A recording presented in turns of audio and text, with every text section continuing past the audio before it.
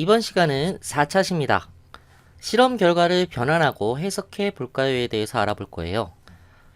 자료 변환 및 자료 해석에 대해서 알아보겠습니다. 자료 변환, 자료를 보기 좋게, 이해하기 쉽게 그런 형태로 바꾸는 거예요. 그거를 자료 변환이라고 합니다. 자료를 변환할 때에는 실험 결과를 잘 표현할 수 있는 방법이 무엇인지 생각해보고 표나 그래프, 그림 등의 형태로 변환합니다. 이렇게 이렇게 그래프로 나타내거나 표로 나타내거나 또는 이렇게 그림으로 나타냅니다. 그 표는 많은 양의 자료를 체계적으로 정리할 수 있게 해주고요. 그래프는 조건과 결과의 관계를 한눈에 알아보기 쉽게 나타낼 수 있습니다. 그림은 사물의 모양이나 자연현상을 이해하기 쉽게 표현할 수 있어요. 특히 그림은 모양 그대로의 모습을 나타낼 수 있게, 선생님이 이거 강낭콩 그린 건데 강낭콩의 자람을 그린 거예요. 자, 이렇게 나타낼 수 있어요. 그래프 기준 여기 뭐 꺾은선 그래프가 있고 막대 그래프가 있는데, 꺾은선 그래프 같은 경우는 이렇게 이게 하루 동안의 지면과 수면의 온도 변화를 나타낸 거예요. 지면은 이렇게 온도가 낮까지 올라가다가 낮 이후로 저녁이 되면서 점점 온도가 떨어지고, 수면보다 온도가 더 떨어졌다가 다시 올라가기 시작하고, 수면은 거의 온도 변화가 별로 없죠. 지면에 비해서. 뭐 이런 식으로 꺾은선 그래프는 이렇게 흐름의 관계를 한눈에 알아보기 쉽게 하고, 이렇게 막대 그래프 같은 경우는 바로 비교하기가 되게 딱딱 쉽죠.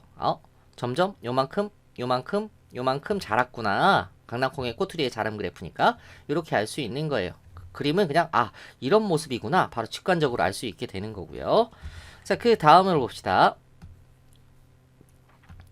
자, 자료 변환을 알아봤고, 이번엔 자료 해석.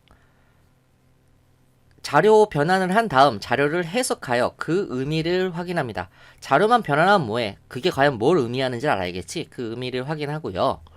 실험에서 다르게 한 조건과 실험 결과 사이에 어떤 관계가 있는지 살펴봅니다. 우린 이걸 알기 위해서 실험을 한 거잖아. 실험 과정에 문제점이 없었는지, 실험 조건을 통제하여 실험했는지, 관찰 또는 측정 방법이 올바른지 생각해 봅니다. 그리고 만약 실험 과정에 문제점이 있거나 실험 방법이 바르지 않았다면 그것을 고쳐 다시 실험해서 다시 실험 결과 자료로 또 찾아야 되는 거죠. 이해되셨죠? 자료를 한눈에 알아보기 쉽게 변환을 해서 자료 변환을 한 다음에 그 다음에 그 자료를 해석을 하는 겁니다. 다르게 한 조건과 실험 결과가 어떤 관계가 있는지. 자, 그러면 탐구 활동을 통해서 자료를 변환하고 해석하기를 해보겠습니다.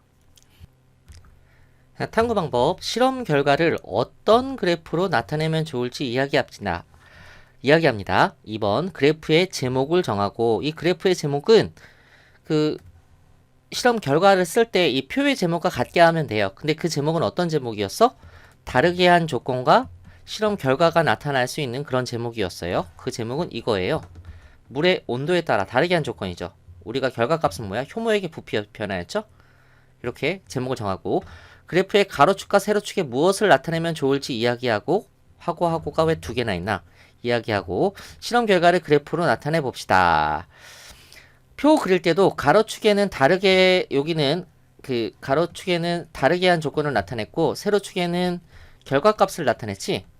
그쵸? 똑같이 마찬가지로 그래프도 가로축에는 여기는 다르게 한 조건을 나타내고, 이렇게 세로축에는 결과값을 나타냅니다. 보통. 자, 그래프 탐구 결과 볼게요. 그래프의 종류 정하기. 차가운 물과 따뜻한 물에서 실험 전과 후에 효모액의 부피가 어떻게 달라졌는지를 비교해야 하므로, 비교하기 쉬운 거는 막대 그래프라 그랬어. 바로 막대 그래프로 나타냅니다. 그래프의 제목 정하기. 표의 제목과 같게 합니다. 일반적으로 다르게 한 조건과에 따라 나타난 실험 결과 형식으로 나타냅니다. 실험 결과를 그래프로 나타내기. 가로축에는 실험에서 다르게 한 조건을 이렇게 나타내고, 세로축에는 실험에서 측정한 결과를 이렇게 나타냅니다. 그리고 이게 1부터 10까지 필요한지 1부터 100까지 필요한지 이걸 확인해 봐야 되잖아. 그쵸? 그럴 때는 이 결과값을 보면 돼. 결과값이 5고 여기는 9잖아. 최소 9보다는 커야겠구나. 이 눈금 값이. 그렇기 때문에 가장 큰 측정값을 나타낼 수 있도록 눈금을 정합니다. 그래서 선생님은 10까지 이렇게 나타낸 거야. 오케이, 됐죠? 그 다음에 가로축에 띄어쓰기를 안 했네. 가로축에 차가운 물 처음 15분 뒤, 따뜻한 물 처음 15분 뒤, 이렇게 나타내고요. 해당하는 효모액의 부피와 만나는 곳에 점을 찍고 막대를 그립니다. 차가운 물 처음일 때는 5ml였죠. 차가운 물 15분 뒤도 5ml였어요. 그러니까 이렇게 나타내고, 따뜻한 물 처음일 때는 5ml였죠. 이렇게 나타내고, 따뜻한 물 15분 뒤에는 9ml였어요. 그러니까 이렇게 나타냈어요. 이해되셨죠? 그래서 이렇게 막대를 이렇게 그리는 거예요. 점을 찍은 다음에 막대를 이렇게 그려주면 됩니다. 이해되셨죠? 자, 4번 그래프를 보고 알 수 있는 사실. 따뜻한 물에 담근 시험관에서만 효모액의 부피가 늘어났습니다. 이렇게 여기서 요만큼 늘어났죠. 효모액의 부피가. 자, 이렇게 해서 자료 변환하고 해석하는 활동을 해봤습니다. 수고하셨습니다.